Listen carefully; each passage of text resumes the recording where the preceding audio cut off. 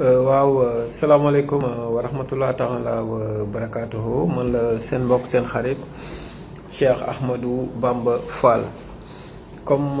ni leen koy defalee saa su ne mooy di ñëw di accompagner les actions du gouvernement à travers li nga xam ne moom la ñu tuddee fësal maanaam di fësal activités yi nga xam moom la gouvernement bi ak action yi muy teg mais aussi nekk dans ci benn optique bi mooy di faire ce qu'on appelle la déconstruction boo ko déggee mooy lépp loo xam ne manipulation la lépp loo xam ne intoxication la infox la lépp loo xam ne c'est juste dans le cadre de dénigrer le gouvernement et les actions te teguwul ci dëgg ñun ñu ñëw jàkkaarloog sénégalais yi wax ci ak li nga xam ne mooy ñëw bii passé nag ñëwoon nañ en terme de déconstruction ci dossier bi nga xam moo man port autonome de Dakar tey ñu ñëw ak yéen ci dossier bi nga xam ne moom la ñuy tuddee dossier de Azer ndax ku ne umpalewul ne ci lu yàggul dara ñi nga xam ne moom mooy le directeur Jean-Michel Sène nekk le plus jeune directeur actuellement il a renégocié un contrat jëlee ko de 1500 villages d'électrification yóbbu ko ci 1740 villages Sénégalais yëpp nag applaudir ko bi ñu ko applaudir nag effectivement day am effet boobu nag tax na yenn ci journaux yi nga xam ne bon nëbbu ñu seen bopp ñoom ay journal la wala yoo xam ne fësal nañ ne wax dëgg yàlla ils sont dans ci benn posture boo xam ne mooy ci yenn yi ñu ci ëpp génn nañ gis nañ ñoo xam ne bind nañ ko à la une ñuy def ko seen revue de presse gis nañ aussi ay journalistes yoo xam ne toog nañ plein plateau de télévision wax ne ki nga xam ne mooy Jean-Michel Sène di directeur bu bees bi scandale bi mu subir mooy dafa jël contrat bi jox ko ay espagnol au détriment des sénégalais ñu leen xamal ni cette information est archi faux c'est une information fausse doonul loo xam ne dëgg la li tax doonul dëgg la mooy ñun de duñu ay journaliste waaye dans l'optique d'accompagner le projet dans l'optique aussi d'accompagner le gouvernement duñu rek taxaw bu ñu waxee ñu rek gëm wala bàyyi sénégalais yi loolu ndax kat maanaam wàll bi projet bi ku ci nekk ak fan koy jàppee ñun nag sur le plan communicationnel mooy waral ne buñ ciy wax it dañuy dem à la source def une documentation def des recherches scientifiques et techniques boo xam ne lañ mën a génn wax ak sénégalais yi démonter pièce par pièce yi nga xam ne moom la gars yi di def ñu xam leen ne ni mu demee effectivement mooy bi ñu demee ci direction bi dañoo rencontré kilifa yi jokkoo ak ñoom téléphone ñenn ñi ñu wax ñu la bonne information yemuñu ci jël ay dossiers ak ay documents yoo xam ne moom la ñu teg quand même suñu ay loxo voilà mu doon ay documents yoo xam ne preuve à l'appui la yemuñu ci ñoom ñu dem ci syndicat bi ndax syndicat ku ne xam ne ni souvent contrepoids lay doon ci biir entreprise contrepoids bi mu doon nag syndicat bi wax ñu la même chose jox ñu les mêmes documents que yi nga xam ne moom la ñu direction bi jox ci loolu xam ngeen ne nii ma lay waxee ni noonu la demee on n'a pas fait un choix des Espagnols au détriment des Sénégalais je m'explique dafa am une entreprise espagnole bu tudd AE Power EPC entreprise la boo xam ne durant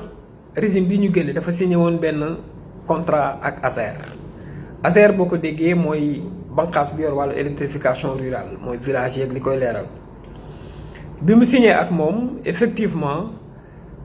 mu doon un contrat de 91 milliards moom mu dem dans les banques espagnoles def li nga xam ne moom mooy levée des fonds indi ko bi mu ko indee mu am une représentativité ici au Sénégal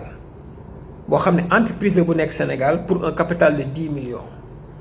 boobu ñu ngi ko tuddee AE Power Sénégal ki ko jiite di benn nit pratiquement moo doon dox li nga xam mooy négociation yi je peux taire son nom parce que yoon mayu moo wax ko waaye dinaa wax feey ak jëf yi mu def lan la nit kooku moo doon dox ci diggante c'est un Sénégalais moo doon dox diggante entreprise espagnole ak entreprise sénégalais bi moo doon dox it contrat bi diggante entreprise sénégalais bi espagnol bi ak ki nga xam ne moom mooy Azer bi muy dox ci contrat bi ba ñu signé leen contrat bi maintenant directeur Jean-Michel Sène ñëw bi mu ñëwee mu am lu mu découvrir ne maanaam contrat bi niñ ko signé am na ci loo xam ne tey na xel baaxul waaye ma leen xamal ne coow li du entreprise sénégalais bi ak Azer séquñu dara amuñu benn contrat bu leen lié Azer signé wul contrat ak entreprise sénégalaise signé wul contrat, amul protocole, amul lenn entreprise espagnole bi ci boppam moom moo signé contrat ak entreprise sénégalaise bi nii la yëf yi demee. Maintenant bi ñu signé contrat bi ñu dem ba ci biir entreprise sénégalaise ak espagnole bi résilier son contrat avec l'entreprise sénégalaise, espagnole bi résilier son contrat avec l'entreprise sénégalaise. Li tax mu résilier ko ci lay ñëw mooy bi ñu signé le contrat le 22 mars bi ñu génn mooy bi élection yi defee ñaari fan DG bi nga xam ne moom moo fa nekkoon di un oncle du président sortant daa ordonné maanaam ñu def deux décaissements de 20 milliards muy 40 milliards bi ñu defee décaissement yooyu ngir ki nga xam ne mooy la direction de l'ordonnancement des dépenses publiques ngir mu fay kan lay fay entreprise espagnole bi lay fay parce que moom moo signé li nga xam ne moom mooy contrat bi waaye biñ ko signé ba pare fonds yi malheureusement ak changement de régime bi au niveau des finances ñu bloqué les fonds te loolu li taxoon mu ñëw maanaam ordre de démarrage la woon ngir ñu démarrer li nga xam ne moom mooy projet bi Jean-Michel Sène bi mu ñëwee balaa ma yegg si foofu entreprise bi nga xam ne moom mooy entreprise sénégalais bi li sénégalais bi représenté daa envoyé ñaari factures qui sont des fausses factures à l'entreprise espagnole damay wax li tax ñu tàqalikoo li tax ñu résilier seen contrat benn bi c'est 900 millions benn bi c'est 500 millions bi mu ko yónnee entreprise espagnole bi daf leen ko yónnee au nom de la DGID ak du DCMP ak de la DCMP bi entreprise espagnole bi saisiré gi nga xam ne moom mooy entreprise sénégalais bi saisir ki nga xam ne aussi moom mooy DGID ak DCMP ak ARCOP bi nga xam ne moom mooy autorité de régularisation des commandes publiques instance yi ma lim excepté ARCOP muy DGID ak DCMP dañ ko bind xamal ko ne ces documents yi nga ñu saisir ce sont des documents de faux usage de faux maanaam jugewul ci ñun espagnol bi ne léegi nag moom day résilier son contrat avec l'entreprise sénégalaise nii la yëfi demee léegi ils veulent mettre la pression sur Jean-Michel Sène ne ko comme que ñoo démarré woon projet bi désormais ñun dañ koy yeggali waxal entreprise espagnole bi mu yeggali ak ñun mu ne leen man loolu sama yoon nekku ci parce que seen contrat la li ma amal solo mooy ñun nañ ñu tegal rek li nga xam ne moom mooy lu yem suñu contrat. Deuxième infraction bi mooy la surfacturation bi faisant Jean-Michel Sène fekk sur des bordereaux de prix nga xam ne bu fekkoon ne dañoo waroon fay lu toll benn porte 200 000 francs ñu facturer ko presque 1 million mu ñëw ne leen avec des réunions intenses voilà des négociations très chaudes presque de 2 mois presque weer yu bari nga xam ne dem nañ ba finalement espagnol yi xam ne bu ñu tëggul li nga xam ne mooy contrat bi ñoom ñooy perte ñu ñëw négocier li nga xam ne moom mooy contrat bi à la place de 1500 villages ñu def ko 1740 villages plus de 240 villages.